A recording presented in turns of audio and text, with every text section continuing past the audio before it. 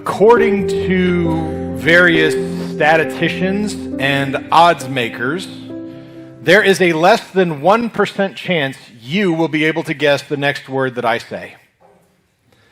Flugelhorn. Anybody? Liar. I find the world of odds making and statisticians very interesting. Like when you hear about something weird or strange or unusual happening in somebody's life, you may ask yourself the question, what are the odds that that would happen? And these folks actually spend their entire lives trying to figure out what are the odds that that would happen. And it led me down a really fun, but admittedly strange rabbit hole this week. I think I told you last week that my Google search history is wild. But for instance, we have a few folks here, a few kids here who are getting ready to go to college. I learned this week that the average student attending a 2-year community college, that's important, the average student attending a 2-year community college has a 6 in 10 chance of graduating within 6 years. From a 2-year college program. Zane, hit the books, man. But if you were one of the smart kids and you wanted to try to go to the absolute elite college, which for some reason we consider to be Harvard, your chances of getting in are slim, incredibly slim. Last year, of the 54,008 applicants that applied, only 1,970 were actually admitted. And those are of the ones who are academically eligible to go to Harvard in the first place. That's extreme. Maybe send another application to a secondary school too. But if you wanted to be an astronaut, like if you were going to go through college and you wanted to be an astronaut, you wanted to work for NASA, your chances are about 1 out of 800. Because 1 out of 800 applications that are submitted to NASA actually make their way into the program to become an astronaut themselves. But if you wanted to go the route that every kid wanted to go at least at one point in time in their lives and go into professional sports, that road is harder than you might expect. Out of an estimated 8 million high school athletes, only 480,000 of them will be on the roster of an NCAA team next year. And out of those 480,000, less than 5% will make it into the professional ranks. So your chances of going to pro sports are not real high. But there are also some odd and strange things that can happen within your lifetime. I learned that 1 in every 1,000 children are born with extra fingers or extra toes. I didn't look up how many are born with a tail, and I'm now really curious about that. But if you are currently pregnant or if you are seeking to have a child, you stand a 1 in 1,461 chance that that child will be born on leap day. One that's near and dear to my heart, you have a 1 in 250 chance of having twins. And surprisingly, and Mandy did not believe me when I gave her this fact as to why I told her we don't need to go for another child, the chances that after you've had twins of you having twins again goes up. You'll notice we don't have a third child. So, but every person in this room stands a 1 in 15,300 chance of ever being struck by lightning. But you stand better odds, 1 in 11,500 chances of bowling a perfect game. The odds of being involved in a shark attack are about 1 in 3.7 million. But the odds of living to the age of 100 is now currently 1 in 100. But actually that is increasing every day as modern medicine continues on, and Ray Mitchell is testament to that. I mean,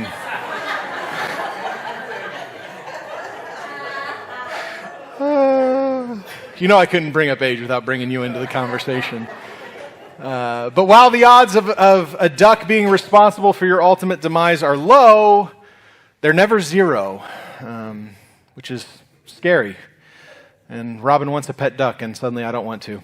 But there's one final odd that I looked up, and if I'm honest with you, I don't think it's one that you've ever considered in your life before.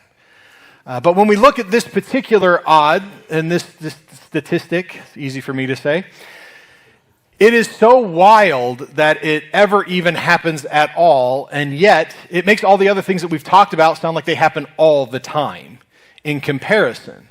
But again, it's one that you've probably never thought of in your lifetime, one that you've never even considered as an odd. You may marvel at the idea of winning the lottery or going to the Olympics, but I doubt you've ever considered what are the odds that you wound up being you.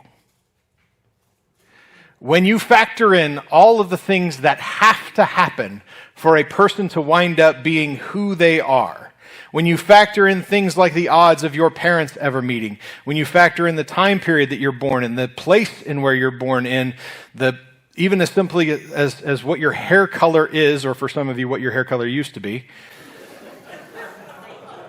I'm getting there, don't worry. It's fine. You can see the white is getting more in the beard. But when you factor in all of those different odds, the idea that you would wind up being you stood a 1 in 400 trillion chance of happening. And you've never thought about that. Do you know why you've never thought about that? Because it's ordinary. It's the thing that we always expect. It's the thing that we take most for granted, that we are who we are. Again, we marvel at the idea of things like getting struck by lightning or being in a shark attack or any of those other odds and statistics that we hear about, when we don't even consider the fact that the reason that we are here is because it is a downright miracle. It is a much bigger miracle than ever winning the lottery could ever be. Because the odds of you being you are so high, but it is something that we never even think about. We do this a lot in other places as well. We are looking for the more spectacular elements of things to happen, and so we miss out on the little miracles that are taking place all around us. We do this in our pursuit of God all the time. We are constantly looking for God to move in big, loud, unmissable, gigantic, spectacular ways that we wind up missing out on all the little miracles happening that are much more subtle. All of the ways that God has been moving in our lives in ways that we haven't even given a moment's thought because it's just simply part of the background to us. Our eyes seem to crave the spectacular to the point that when it does happen, we actually miss the real miracle that's taking place. We miss what's actually going on behind the spectacle of what's taking on. We get caught up in things. We do this in other places too. Like we get caught up in the incredible shot that the athlete made at the buzzer. What we didn't see is the 400,000 times he's taken that shot in practice. We get so caught up in the spectacle of one particular moment that we miss everything else that's happening behind it. We get caught up in the beauty and the majesty that the artist has created on the painting that we don't even pay attention to the literal hours and hours and meticulousness that artist had in making those individual brushstrokes. We're caught up in the spectacle and we miss the ordinary. But oftentimes the ordinary is the far bigger miracle that's taking place. But we want the spectacle, don't we? And I think we do this all the time, especially as we revisit passages of Scripture that we're familiar with, similar to today's text. I don't think that many of us in this room are going to be overly surprised by the narrative of today because you've probably read it 1,000 times in your life. But we oftentimes get so caught up in the spectacle of the moment that's happening that we miss the bigger miracle that's taking place behind the scenes in the pages of Exodus chapter 14. It's a story that we're so familiar with that once we read the particular moment that you know is coming, we get captivated by that. We let our imaginations run wild with what that would have looked like and how that would have happened and all the different things that go into it that we miss really the purpose behind that spectacle. It kind of plays a back row seat, but for the people who were living it in that moment, it was really incredibly important. Because for the Israelites, the last few days have been more miraculous than any of them ever thought they would get to experience in their lifetime. We're talking about a people who spent 430 years, generation after generation, in captivity, being forced into slavery by the Egyptians, to have their bodies broken along with their spirits as they were forced to do whatever the Egyptians wanted them to do. We take for granted our free will to be able to choose what we do on any given day. These people had no choice in anything that they could do, ever. They woke up when they were told to wake up. They went to work when they were told to go to work. They ate when they were told they could eat. When they didn't fall in line with whatever that was, they received a beating. And now, finally, last week, we got to see as God, who they thought for sure had certainly forgotten them, proved in a mighty way that not only had he not forgotten them, he was about to demonstrate to all of Egypt that the gods that they worshiped were nothing. That they hold no power or authority over him whatsoever, as plague after plague took place, proving God's superiority over those individual gods. Hopefully you haven't forgotten that, because that has still continued to blow me away, that every single plague had to do with God showing that God is nothing. But when the last plague finally hit and Pharaoh himself is finally like, get out and get out now, these people get to experience a moment that their ancestors never thought would happen, as they are finally freed. And as great as that moment is, and believe me, that has to be a very liberating moment, there's just one little problem. See, God has told them, I'm releasing you so that you can go to the promised land, but nobody knows where the promised land is. It's been 400 years since anybody ever left Egypt. We don't know where we're going. There's no maps. GPS hasn't been invented yet.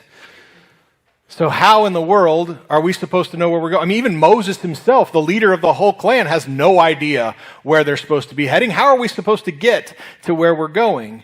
Well, fortunately, God has a plan for that as well. And it, again, is another one of those spectacular things that we tend to miss the bigger miracle to. The way that God does so is pretty incredible. We see it in Exodus 13, verses 21 through 22.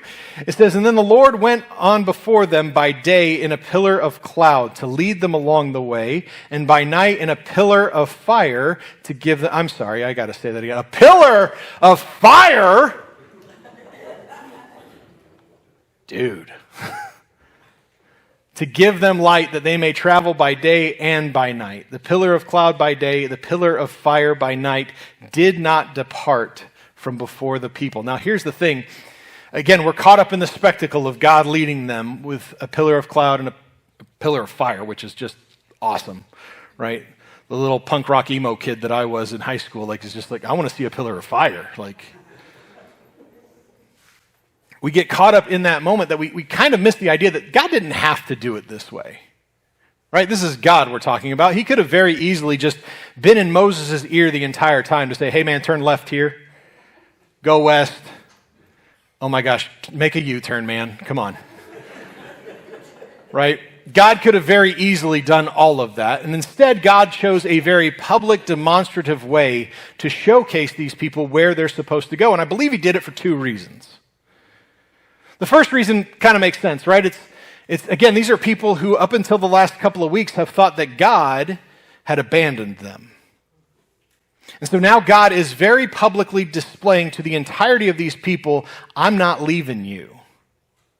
I am with you right now, and I am with you all the way through the end. This journey is going to be long, it's going to be arduous, we're going to go through some stuff together, but I'm going to be right here with you. And if you need a reminder of it, look at the pillar of fire!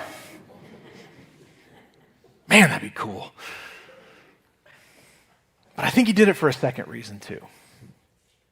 See, here's the thing. This is a group of people that are going to be traveling in places they've never been before. And these are people who have spent the last 400 years working as workers. They've never been trained on how to fight, They've never been trained on weapons usage. They've never been taught how to defend themselves. And so if you're an outlying country and you see these random people walking through, or if you're just a ne'er-do-well who happens to be along the path and think, hey, there's some easy prey right there. But you happen to notice there's a pillar of cloud and a pillar of fire that are leading these people along. Maybe I don't want to mess with them, right?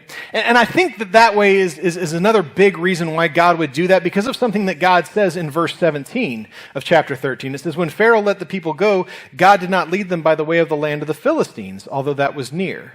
For God said, lest the people change their minds when they see war and return to Egypt.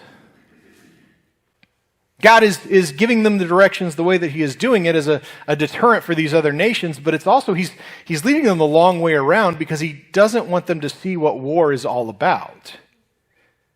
Why does he not want them to see that? Because they might go back to Egypt, right? They're going to default on, even though what they know is terrible, they're going to default to what they know, right? We as human beings, we tend to do that, do we not? If we don't know what to do in any given situation, we default to what we already know. Some of us may not even, drive to certain places because we've never been there before. Because we want to go with what's familiar to us. Do me a favor. Keep that thought in the very back of your mind, because I think that's going to be important here a little bit later. Because after the Israelites have been journeying for a while, God decides to let Moses in on something of a spoiler warning. And the news that God has for him is probably not news that anyone in the Hebrew camp wants to hear. Because we see it in verses 2 through 4 of chapter 14. It says, tell the people of Israel to turn back and encamp in front of Pi Haranoth, between Migdol and the sea, in front of Baal Zephon. You shall camp facing it by the sea. For Pharaoh will say of the people of Israel, they are wandering in the land, the wilderness has shut them in, and I will harden Pharaoh's heart, and he will pursue them. And I will get glory over Pharaoh and all his hosts, and the Egyptians shall know that I am the Lord. And they did so. The news that God has to give Moses here is that Pharaoh isn't quite done yet. Right? Don't you hate it when the bad guy comes back? Pharaoh has decided that he is not done yet. And it's almost like Pharaoh just kind of wakes up one day and kind of has a light bulb moment. And we kind of see that in verse 5, that Pharaoh's going to happen. We're going to get there in a second. But I want you to point out here in those 3 verses that we just read that there are 2 instances that God says the same thing. 2 moments where God, as he is telling the Hebrews where to go, that he says, by the sea. Now, we might look at that and we might just kind of go, okay, he's using a body of water to give him a landmark, right? But understand that God is warning them, hey, the bad guy is coming. You guys have not been trained on fighting, and I want you to go by the water. I don't know what you know about strategy or military mindset or stuff like that, but if you're going by the water, that is a terrible idea. Because you have just completely eliminated a direction that your people can run. Right? Again, we're talking about a group of folks who have never been in a fight before in their lives. All they've ever done is take a beating. They've never been the ones who have to dole out the beating. And God is telling them, go and camp by the water, a direction that you won't be able to run when the enemy shows up. That's a bad idea, isn't it? And yet God does it twice, as if it's on purpose. I mean, they're not going to be able to go through the water, right? That'd be wild. But again, Pharaoh wakes up one day and he kind of goes, wait, what did we do here? He realizes that all the people who've done pretty much everything for them their entire lives, well, they're gone now. And I'm the one who told them to get out of here.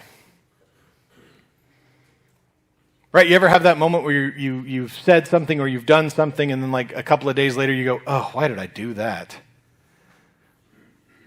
Just me? Okay, cool.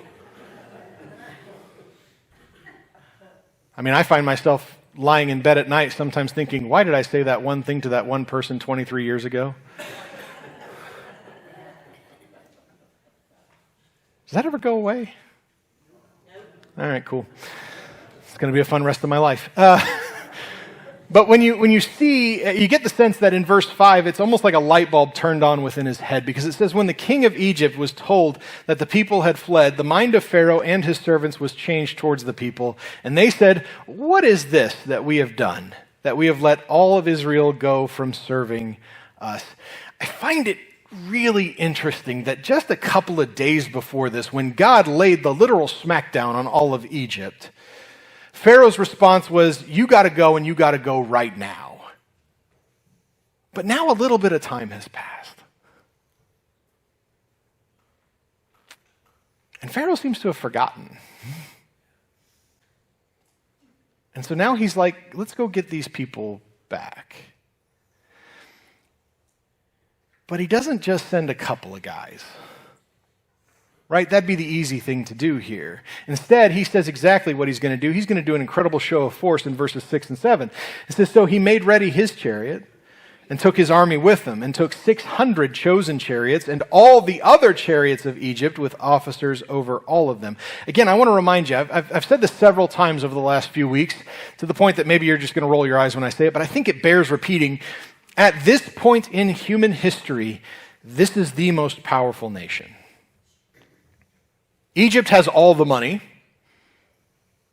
Egypt has all the resources. Egypt has all the power. And so it stands for us to assume, I think we can assume pretty safely here, that they probably have the most powerful army in the world. Right? You're talking chariots at a time period where not every nation had any sort of chariots. Like that was the modern marvel of military prowess, was having chariots.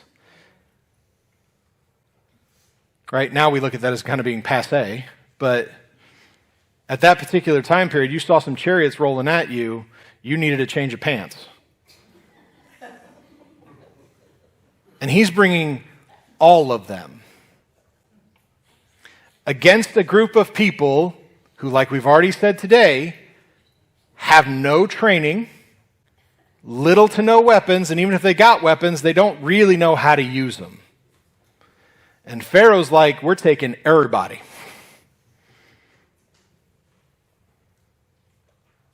You got to think that there's a part of Pharaoh's mindset that says, we're not going to let anybody play us for a fool. And we're going to use these slaves as a way to demonstrate to everybody that we are not to be trifled with. Pharaoh's mindset is, I am going to go make an example out of these people. And so he rolls the entire army out after them. And in verse 10, we kind of capture the moment that the Hebrews first see that the bad guys are still coming. It says, when Pharaoh drew near, the people of Israel lifted up their eyes, and behold, the Egyptians were marching after them, and they feared greatly. And the people of Israel cried out to the Lord. They feared greatly might just be a gigantic understatement. Again, these are the people who made their entire existence miserable for 4 centuries. They thought they were finally free from them. They finally, for the first time in their lives, were able to breathe a deep, deep breath because they thought we have our freedom, and now they look up and they see the bad guys coming their way. And here's how afraid that they are. Verses 11 and 12 say, they say to Moses, is it because there are no graves in Egypt that you've taken us away to die in the wilderness? Okay, come on, that's a little corny. Somebody's being a little extra dramatic today. What have you done to bringing us out of Egypt? Don't miss this. Do not miss this part. Is not this what we said to you in Egypt? Leave us alone, that we may serve the Egyptians.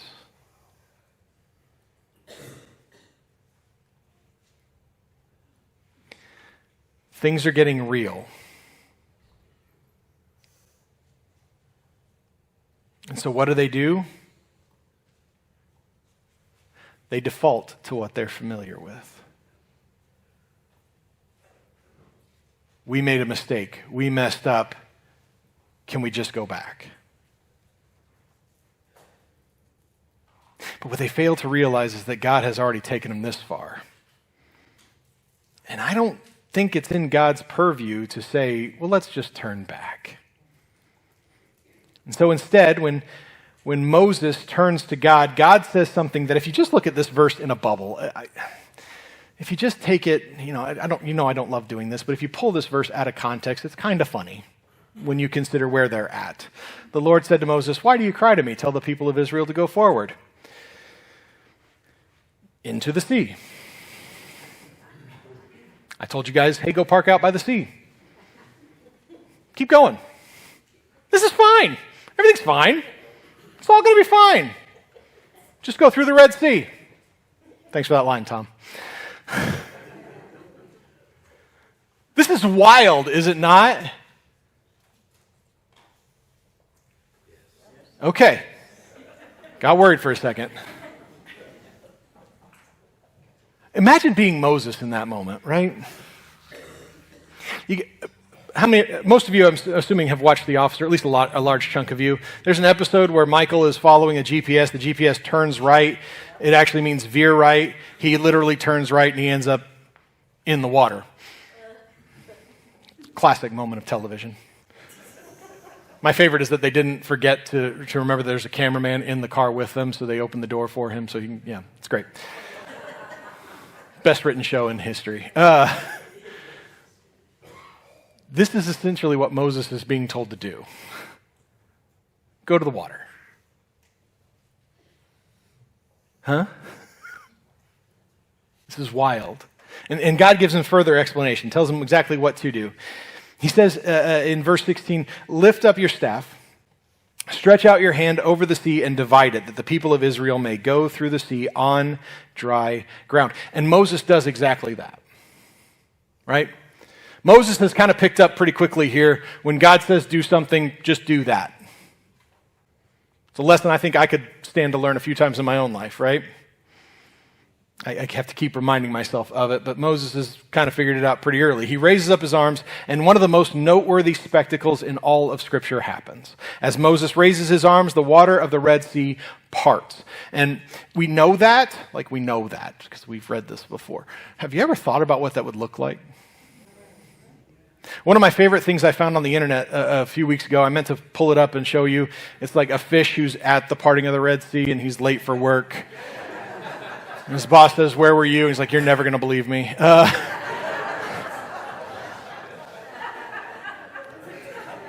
It's so stupid and so amazing, and I love it. Like, we think we know what this would look like, but this is wild to me. And probably the part of it that I have always marveled at as I've read this, the part of this spectacle that I have always thought, that's weird. Not the parting of the waters, I mean, it is weird, but the fact that the ground that was just underwater and seemingly underwater for, a few thousand years or so, is dry. Like, so bone dry that thousands of Israelites are able to cross upon it without any sort of worry about mud getting on their shoes.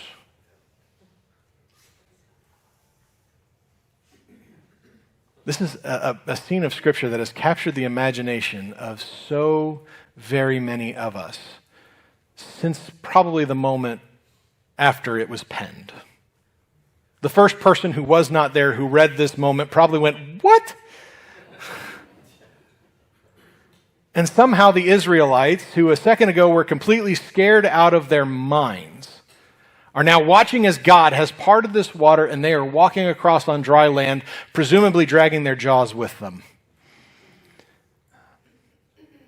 Again, chances are good that you have heard this story, a few hundred times before today. But have you ever considered the bigger miracle that God does here? Have you ever considered what this does to the faith of people who were just completely and utterly terrified to the point that they said, "Let us just go back to the slavery that we've endured for this long"? This is a spectacular display of God's power over nature, but it's not the real miracle that God does here.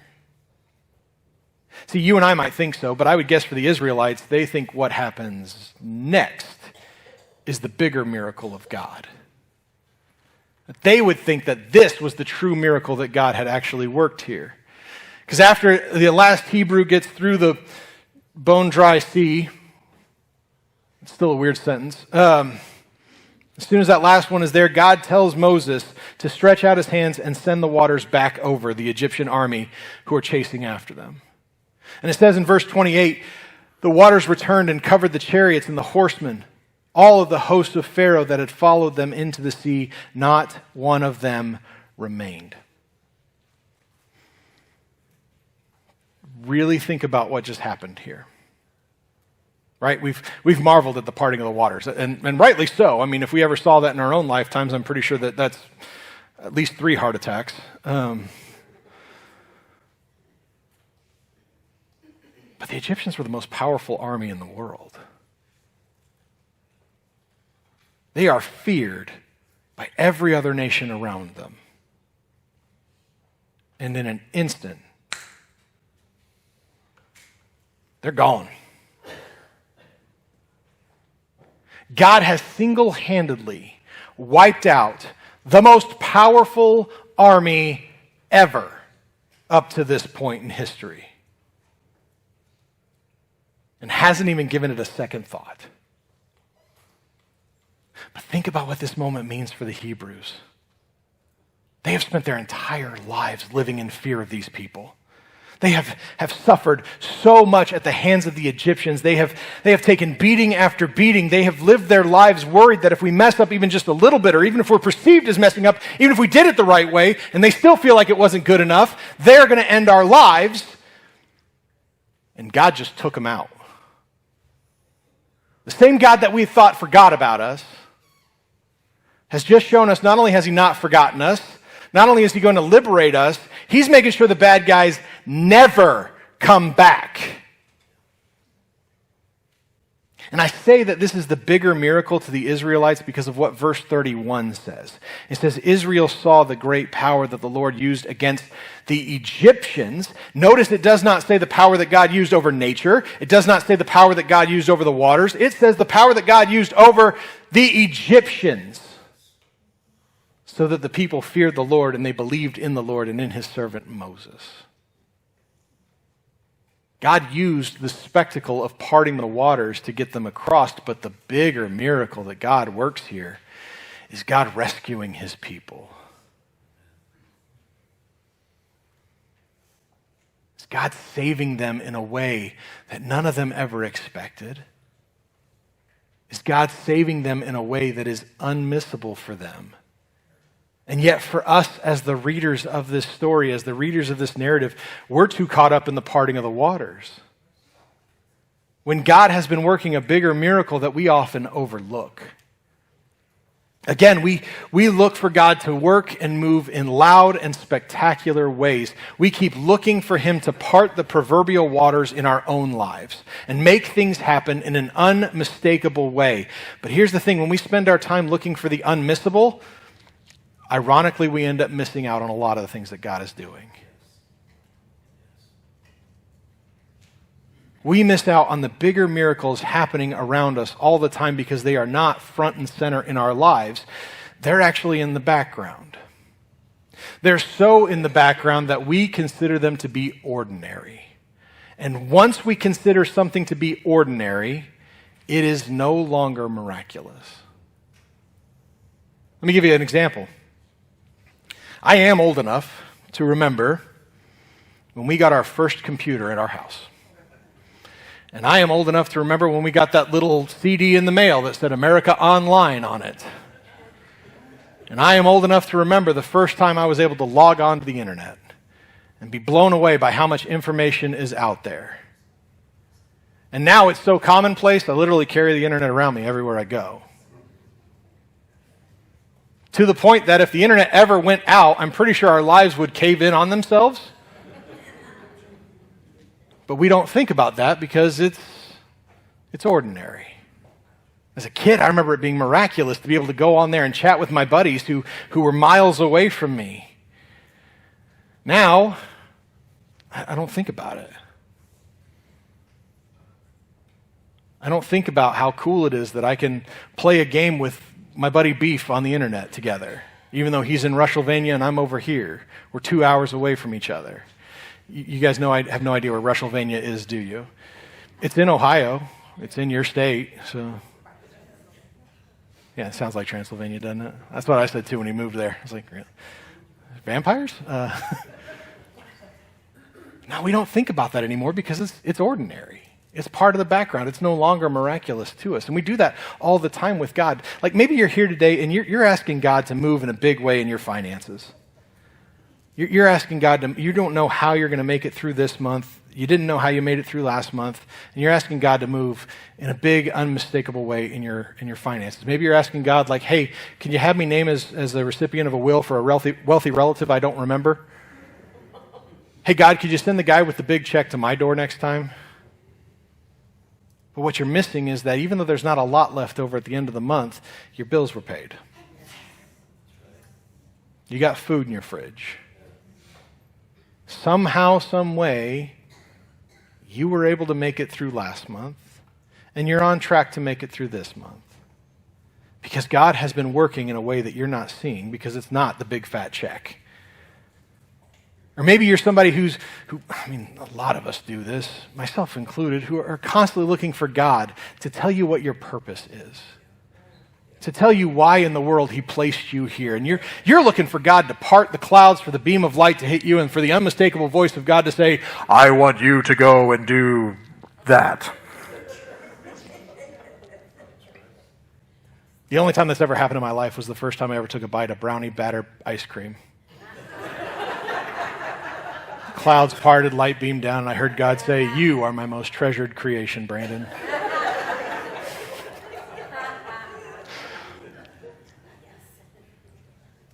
But we're looking for God to do that in our purpose. What we're not looking for is all the different ways that God has provided us with opportunities to go and serve, or to go and volunteer, or to simply be faithful to him. To simply follow after him and trust that he's going to show us what the direction is.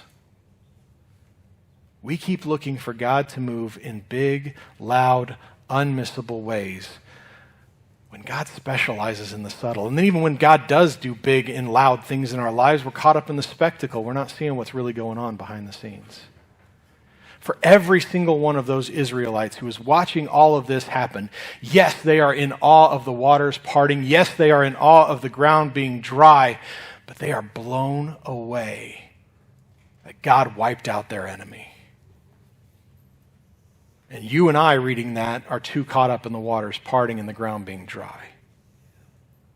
That we are missing the bigger miracle that God has already displayed for him. Yeah, sometimes faith is challenging, and I'm going to be real with you. That's never going to change. Your entire life, faith is going to be a struggle for you. If anybody told you otherwise, they're lying. If anybody has shown you that their faith must be perfect and impeccable, you don't know what's going on at home. It might be made easier if God did big and unmistakable, spectacular things for us. But just because he's not moving the way that you want him to, it doesn't mean he's not moving. Maybe you're just looking at the wrong thing. Maybe it's because the way that he's moving has become ordinary for you. And once something is ordinary, it fades into the background. Because for each and every one of us, God has already done the greatest miracle he could ever do.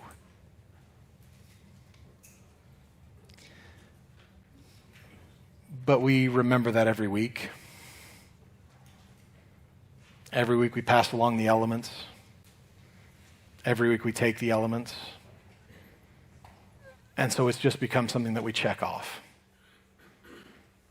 We did communion. That's done. Now we've got prayer time, even though Ben's going to forget about it. And then Brandon's going to get up and talk for half an hour. And then we'll be at Ponderosa. I miss Ponderosa, Dad. So, it's a good place. But understand, Jesus has done a bigger miracle than we could ever fully comprehend. The removal of sin is so much bigger than we will ever fully understand. Let me give you an example. We all know the story of the guys bringing their paralytic friend and dropping him through the roof, which again, as a homeowner, that would just drive me nuts. Do you remember what Jesus said once he's face to face with the guy on the mat? He says, your sins are forgiven. And everybody around him goes, what? Because that's not what they expected him to say. And Jesus turns and he says, which one is easier to say? Get up and take your mat, or your sins are forgiven? In the mind of Jesus, the removal of sin is a far bigger miracle than telling the guy to get up and walk. And we treat it like it's ordinary. We pass by communion like it's nothing. When the reality is that is a bigger miracle than we could ever even hope to have in our lives, and God has already done it for us. Paul would write in 1 Corinthians 1, verse 18, and we will close with it.